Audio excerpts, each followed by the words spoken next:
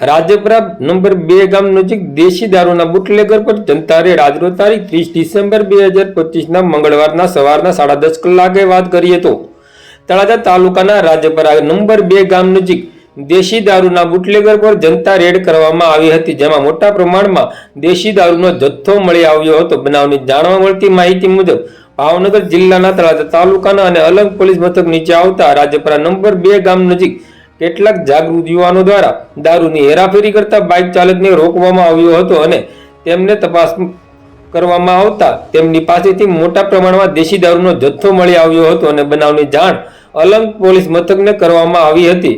પોલીસને તાત્કાલિક જાણ કરવામાં આવતા પોલીસ પણ તાત્કાલિક ઘટના સ્થળે પહોંચી હતી અને દેશી દારૂનો જથ્થો અને આરોપીને કબજે લીધા હતા અને આરોપી વિરુદ્ધ કાર્યવાહી કરવા તજવીજ હાથ ધરવામાં આવી હતી।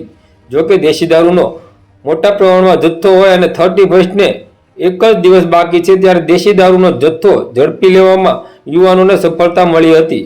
જોકે આ બાઇક ચાલક રાજપરા નંબર 2 ગામનો હોવાનું અને દેશી દારૂ એક ગામથી બીજા ગામ પહોંચાડતો હોવાનું જાણવા મળ્યું છે। મુનાભાઈ આખું નામ તો નથી આવડતું મને। ક્યાંથી? નવા ગામથી? હા। દેવાનો ક્યાં? દેવાનું આમ ઓલા મુનાભાઈ નવા ગામ કે ઓદરકા?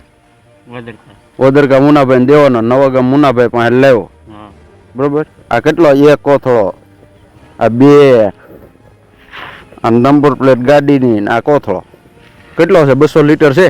ના ના તો એટલો બધો નથી ને આ 200 લીટર તો થાય જ ને બધું।